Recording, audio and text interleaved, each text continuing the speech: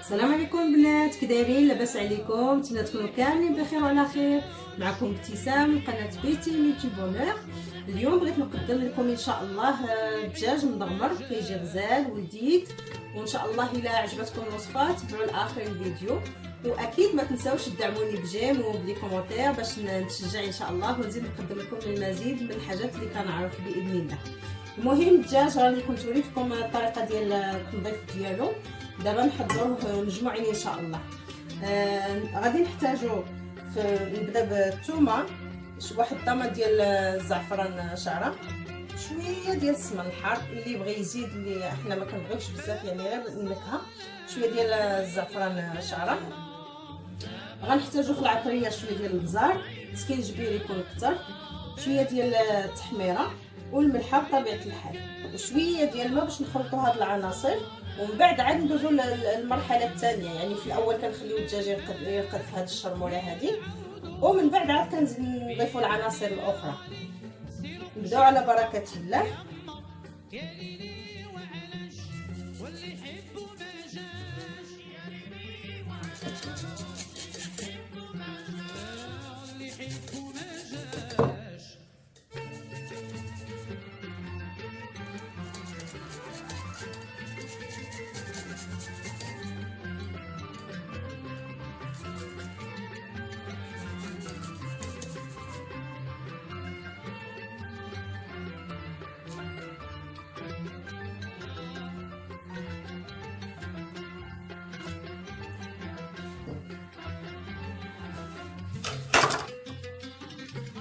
حط هاد الضمه باش متبقاش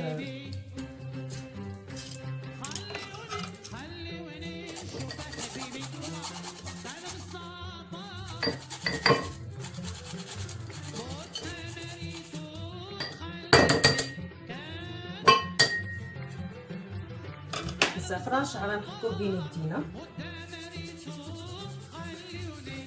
باش يطلق المفعول ديالو، وداك السمينه حتى هي نزيدوها.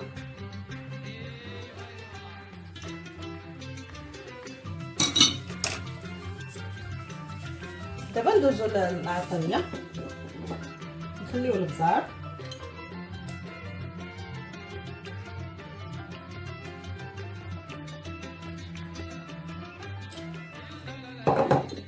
سكينجبير،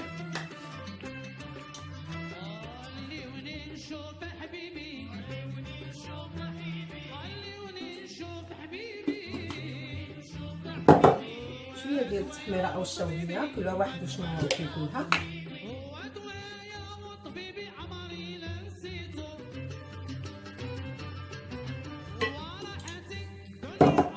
والمليحه بطبيعه الحال. ما نكثروش بزاف لان ديجا غسلناه مزيان بالملحه والحامض، الحامض الصيص هو كيكون فيه الملحه، ونمرقوا شويه بالماء، ونزيدو تقريبا واحد نص كاس.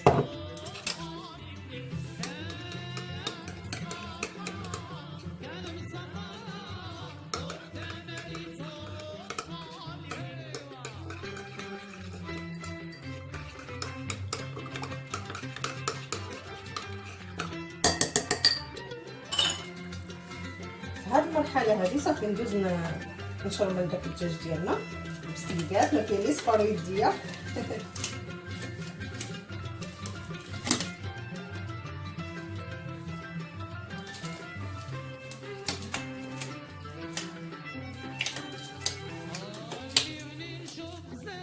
بسم الله.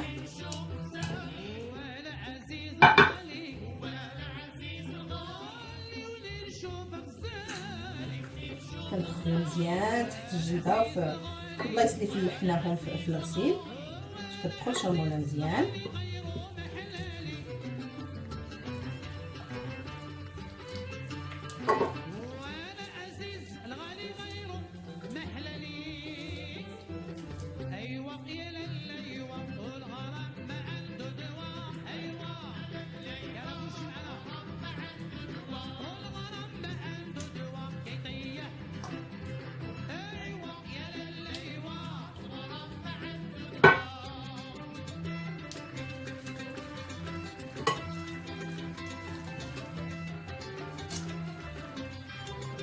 كنستمر انا هكا نشمل الدجاج كامل، وان شاء الله نتلاقاو باش نكملوا الباقي ديال الفيديو.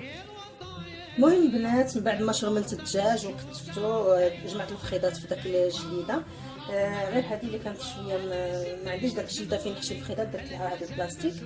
خليتهم ارتاحوا تقريبا واحد الساعه في داك لاصوص، هي شحال ما خليتهم شحال ما مزيان. وداك الجنيوحات الصغيورين حيدتهم لهم،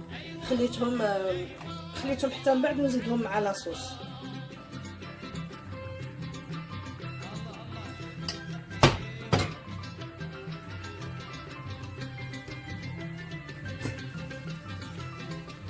دابا نديروهم في الاول يتشحروا بلا زيت بلا حتى شي حاجه كما هما. بسم الله.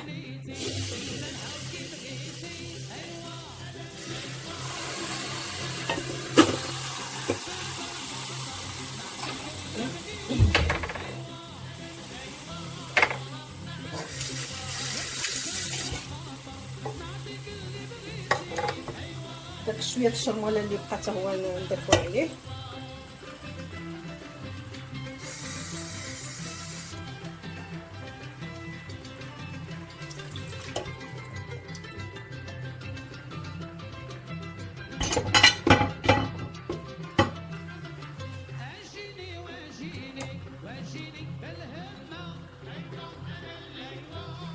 ونبقاو كنقلبوا فيه كل مره من جهه باش ما يلصقش ومن نهايه يتحمر، قبل ما نزيدوا لا البصله ولا الزيت ولا حتى شي حاجه، غير في داك العطريه ديالو ياخذ اللون باش يتشبع بداك العطريه، عاد نزيدوا له العناصر الاخرين ان شاء الله.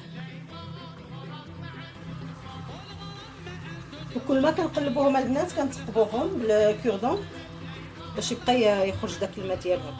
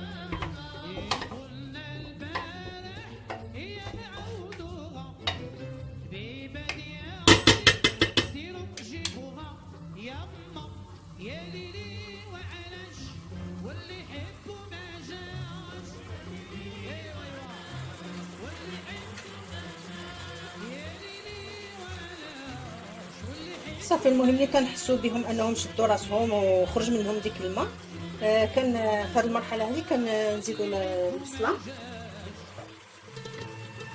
انا تقريبا درت 5 ديال البصلات متوسطين، مع الاسف حنا عندنا البصله البيضاء ماشي بحال بصله المغرب تبارك الله كتجي معسله ومعلكه. هنا كاينه غير واحد البصله موف يعني مغلوق، بصراحه جربتها واحد المره كتجيب لاصوص كحله ما عجبتنيش، فلذلك كنستعملوا غير هذه البيضاء.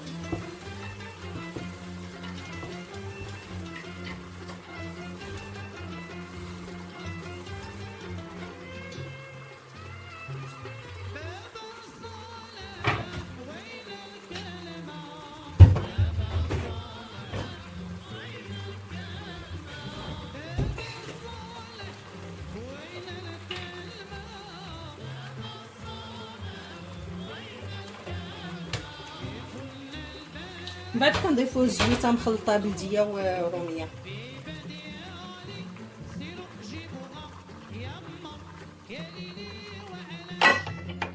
كنزيد واحد الطريف ديال الحامض المصير.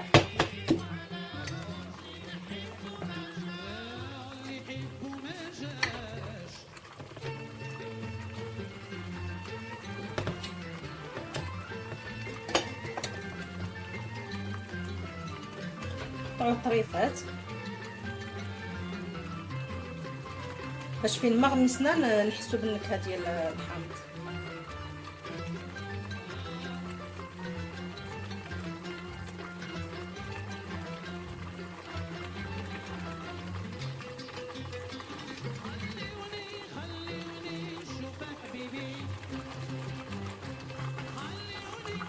كنخليو داك البصيله كتشحر مع العناصر. من هنيت كتطلق الماء ديالها، ومن بعد كنضيفوا الربيع. انا مع الاسف ما عنديش الربيع طري، ملي كندير شي ربيطه ونعقدها ونخليها تما باش ما كتفرتش.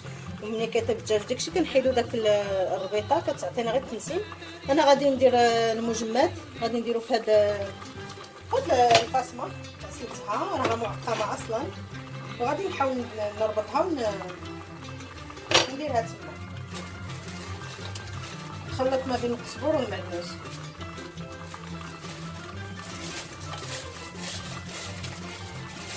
هذا المعدنوس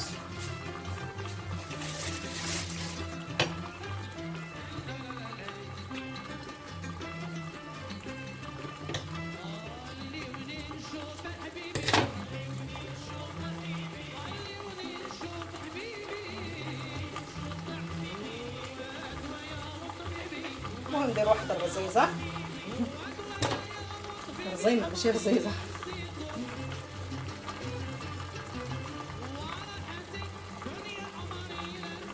لان هكا مقطع وكنديرو هكاك غادي المرقه كلها غادي تولي ملمشه. ونديروها هكا في الوسط، نغطيو على هاد البصيله تطلق الماء ديالها ونتلاقاو من بعد ان شاء الله. الدجاج ديالنا كنزيدوا له شويه ديال العطريه باش ديك البصيله كتجينا من السما. كنزيدو غير شويه من داكشي اللي درنا نيت في الدجاج.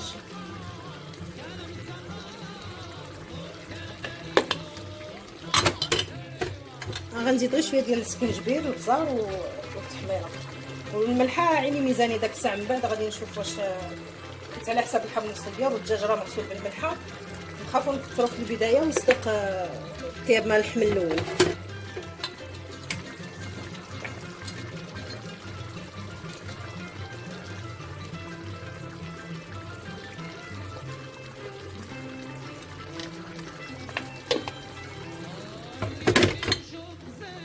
هاد الكاسرونه درت الماء يطيب هو غليان، غادي نزيد فيه شويه ديال الخل قطرات، وغادي نزيد فيه الكبيده نسلقها يعني باش يمشي من هذيك الدم ديالها وما تبقاش السفوليه مع الدجاج. نخليوها غير واحد 5 دقائق كطيب. هنا البنات بعد ما الدجاج ديالنا تشحر مزيان وداك البصيله هبطات، غادي نمرقو غير شويه وقلبتهم على الجنب، ما خليتهمش لا على الصدر ولا على الظهر. وفي النص ديال الطياب غادي نقلبهم نقص شويه في النص ديال الطياب، غادي نقلبهم الجهه الاخرى، وغنضيف معاهم داك الساعه الجنيحات حيت ما كيحتاجوش الطياب بزاف. كنمرقو غير في الجنب باش ما تهبطناش البنه ديال الدجاج.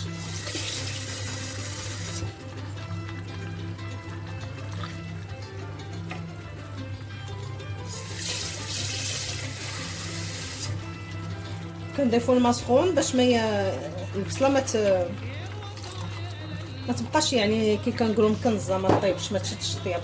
ما كنكثروش الماء حيت باقا البصله غادي تطلق ليدام ديال الماء ديالها، وما غنسدوش الطنجره باش الدجاج ما يهبطناش. كنخليوه يعني شويه هكا منفسه ونتلاقاو من بعد ان شاء الله. كنقلبوهم البنات غير بشويه على الجهه الاخرى باش ما يتفرتتولناش. كنحشيو هاد القطيب هنايا في الداخل ديالها باش كتجينا سهله باش نقلبوها. وفي هاد المرحله هذه كندير الجنيحات ديال الدجاج باش يتكملوا الطياب في نفس الوقت. صافي البنات الدجاجات ديالي هما طابو، محتاجه تقريبا واحد ساعه الا ربع حيت باقي يكملوا التحمار في الفران، مخصومش يطيبوا بزاف حتى يتفرتتوا. وفي اخر مرحله شي 2 دقائق قلبتهم على ظهرهم باش يتشربوا شويه لاصوص حتى من الظهر، حيت طابو غير على الجناب، مره على اليمين ومره على اليسار. دابا غادي نحيدهم.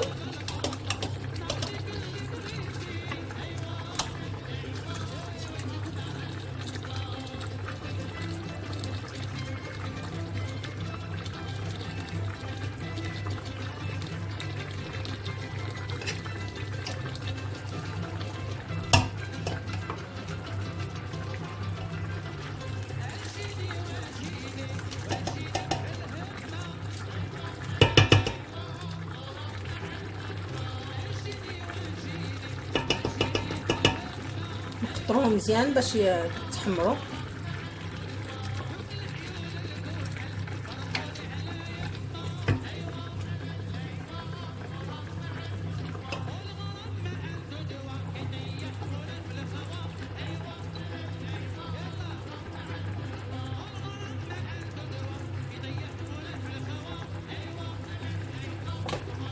بعد غنحيدو هذا الرزيمه ديال الربيع.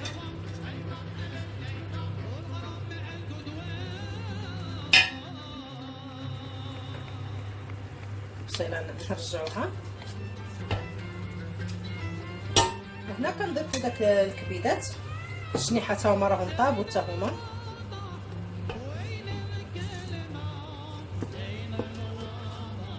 الدجاج راه حنا طيبناه على نار مهيله، دابا هنا شويه غادي نزيدو النار باش تنشف لنا لاصوص، وغادي نزيد شويه ديال سنيده.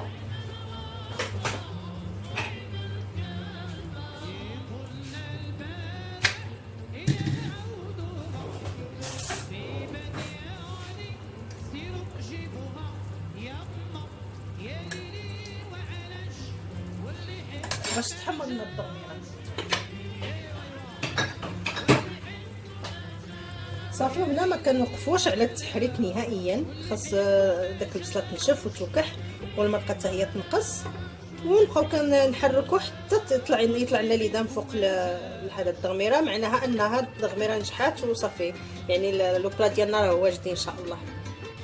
الدجاج ديالنا من بعد ما حيدناه كنغطيوه بواحد الفيلم اليمونتير باش ما يبسش، ومنين نبغيو ندخلوه للفران كندهنوه يا اما بالصوجا يا اما بالهريسه يا اما غير بالزبيده، المهم باش كياخذ اللون ديالو. نتوما الاختيار ديالكم شنو النكهه اللي تبغيو، كاين اللي يدير الهريسه والزبده، كاين اللي يدير غير التحميره والزبده، كاين اللي يدير الصوجا والزبده، كاين اللي يدير الزبده وسنيده، يعني المهم خص يطلع محمر. انا غطيته باش ما يبسليش حتى نبغي ندخلو للفران وندهنو.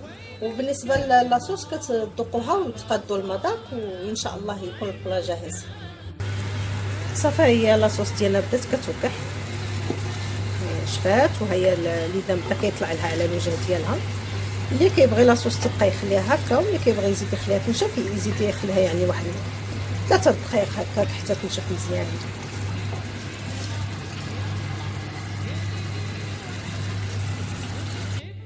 صافي، انا هذا هو القياس اللي بغيتها توصل ليه الضميره، بغيت شويه لاصوص تبقى.